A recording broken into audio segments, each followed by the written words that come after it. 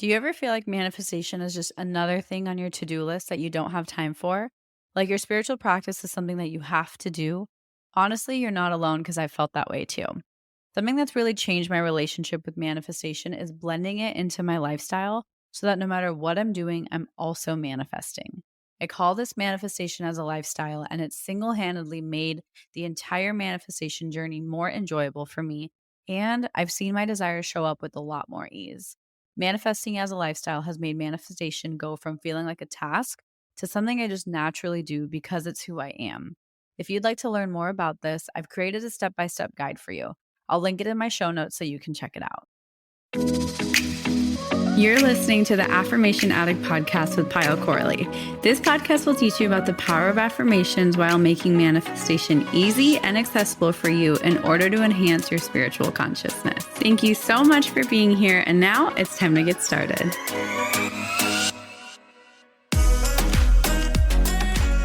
Hi everyone, my name is Payal and welcome back to the Affirmation Addict podcast. Today, I have a heart-to-heart. This is for you if you are feeling anxious, if you are feeling like you have no idea where to move forward and you just feel like you're in that state of panic and you feel a little stuck. This is for you because I know what it feels like to be in that. I literally can tear up just thinking about it because anxiety is so close to my heart. Anxiety is something I dealt with as a little girl. I remember my dad, I would start crying and then my dad would have to slowly just rub my back to help calm me down. And so this is something that I wish I could hear in those times of panic, in those times of just not knowing what to do. And so for you, if you're feeling anxious right now, the first thing I want you to do is just take a deep breath because honestly, in those moments of anxiety, when your body is closing in on you, the one thing that we always have that we'll always have control over is our breath.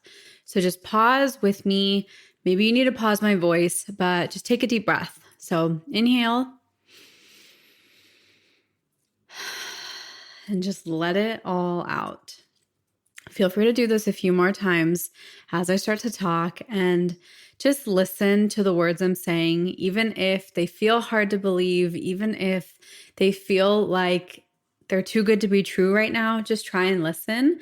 Try and be kind to yourself and give yourself permission to hear these words. So, hey, I know it's hard right now.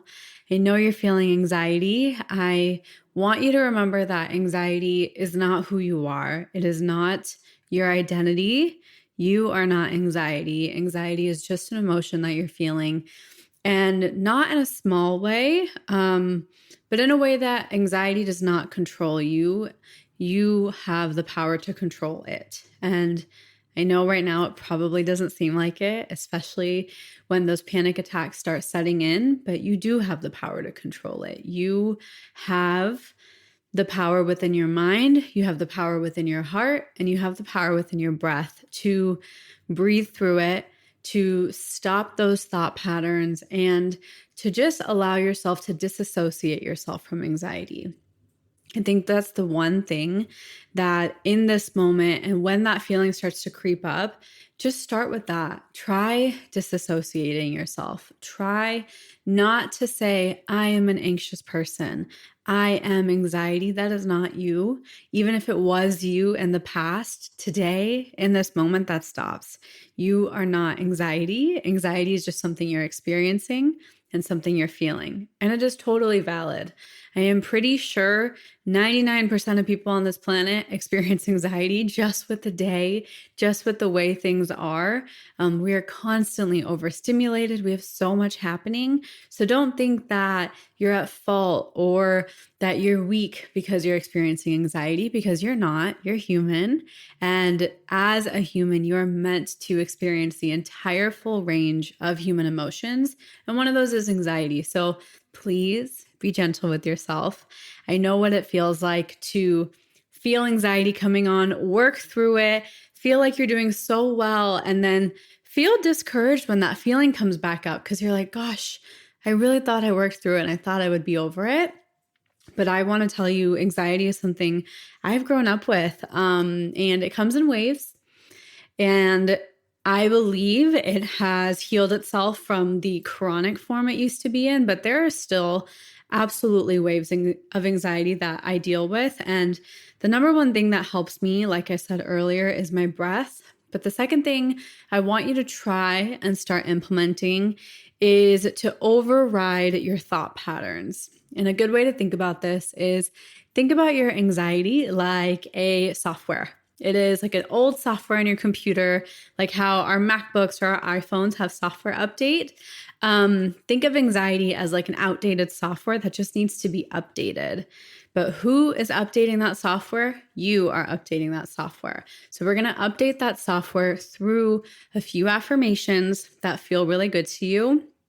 And whenever you notice that anxiety coming, start to kind of give yourself that software update. Start to rewrite your code and start to rewrite the thoughts that are naturally occurring with affirmations. And I know in those moments, it might not feel like these are going to do much, but over time, these will compound. Repetition is what makes it solid. Repetition is what will solidify a new belief system. So a few affirmations you can say them with me right now is I am safe. I can handle this, and I am okay. Those are 3 that feel really, really good to me because I've noticed when my anxiety starts to creep up, it is usually with a situation that I feel like I don't have control over. I'm not sure if I'm going to be okay. So it really triggers my sense of security. It triggers my sense of safety, and it triggers my sense of, am I going to be okay? And so those are the 3 affirmations I really want you to stick with. And if you need, pause and just say them with me a few times. And if in those moments you're struggling to believe those affirmations and you feel like those affirmations are just not cutting it, add the phrase, I'm willing to believe, or I will be, just to give yourself a little bit of credit, just to give yourself a little bit of grace. So I'm in the process of believing, or I'm willing to believe are 2 of the best phrases you can use if you struggle with believing in the power of affirmations and believing that it can work.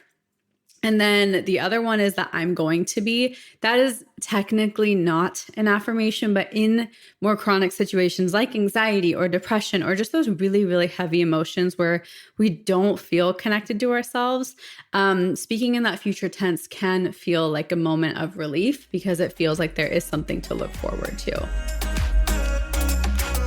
I always get a ton of questions in my DMs from people asking how I can manifest X.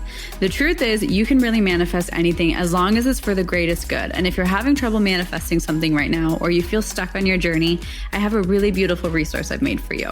It's a free quiz. It's called the Manifestation Archetype Quiz. And it's something that I've created so you can find out your manifestation style to give you more clarity on your spiritual journey.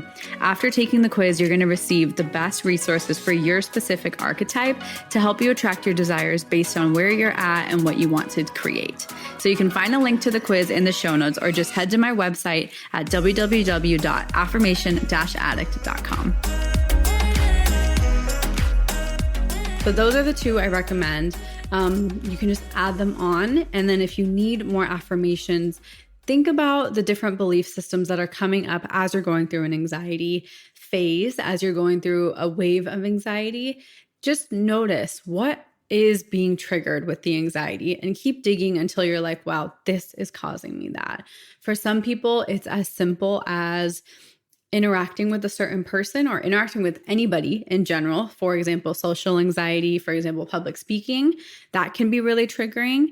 And it can be something as kind of big as money or finances or not having enough money. So there's a full range of things that cause anxiety, and it's not going to be the same all the time. I can say for myself, when would my anxiety come? I know my anxiety would come with people I love. It would be triggered if like my brother was mad at me and we got in a fight. It would be triggered with my mom. So for me, it was my relationships and people I love, like not even romantic relationships. That came later, but my childhood anxiety definitely was stemming from all of my relationships. And then meeting Tom, it started to become very relationship oriented. So ask yourself the harder questions and understand what are the triggers of your anxiety. What is it that you're scared of? And what are you nervous about? And how can you be there for yourself through this emotion?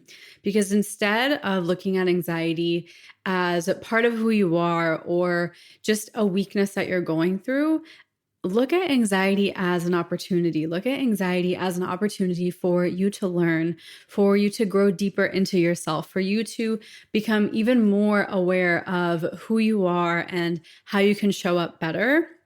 I firmly believe that without my anxiety, I might not have been as self-aware as I am today. So I do consider my anxiety and those episodes and those waves as a blessing. And yeah, they suck. It is not a fun feeling all the time, but I really, really think that everyone who experiences any form of anxiety, it is there to serve you in some way or form. And you can take the lessons away and you can also work to reframe it and reprogram it. So hopefully that it can diminish. And I am here as someone who I believe has healed from most of her anxiety. And I want you to know that it's possible. I want you to know that it can be managed. And ultimately, even though it's not technically something that people will consider as cure versus uncured, I do believe it can be healed. I believe once we can get very, very comfortable with our emotions, once we can get really, really familiar with how they feel when they're coming up, why they're coming up, our emotions are just little messengers who want to talk to us. They are trying to tell us something.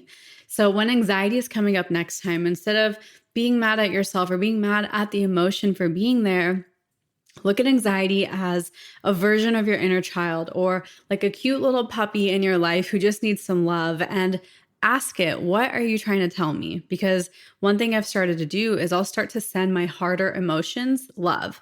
I will start to send them love. I will start to be like, okay, I hear you. I know you need my attention. What do you need from me? And why are you here right now? So instead of kind of avoiding it and suppressing your anxiety, speak to it with love, look at it with love. And maybe it's just the emotion that needs a little bit of love, because I do believe all of our heavy emotions have an equal and opposite light emotion. And I think the opposite of anxiety is peace. So ask yourself, why am I not feeling peace right now? And how can I create more peace? Why is this anxiety showing up? And how is it trying to help me feel more peace in my life? And give yourself the opportunity to reframe anxiety rather than looking at it with disgust or looking at it with frustration. Allow yourself to look at it with a little bit more love than you usually do. Because I think the more and more we can start to shift the way we see anxiety, shift the way we identify our anxiety and ourselves in a relationship to anxiety, that's when the relationship is really going to change. Once you can stop saying, I'm an anxious person, I have anxiety, or, oh, that makes me anxious, or that stresses me out. Once you can start to change that vocabulary, it will only become a ripple effect. So if you are dealing with anxiety, if you're feeling anxious right now, just please do a few things that I mentioned. Take that deep breath, say those affirmations, and look at your anxiety with love. Talk to it with love. I know you might not want to.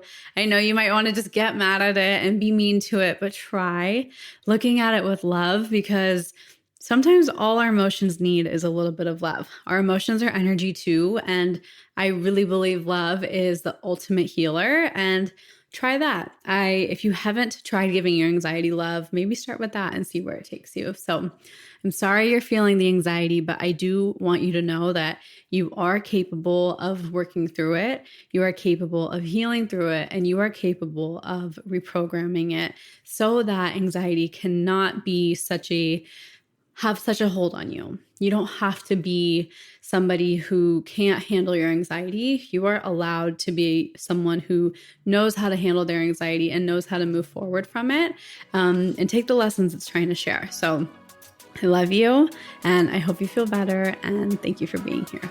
Mwah! Love you.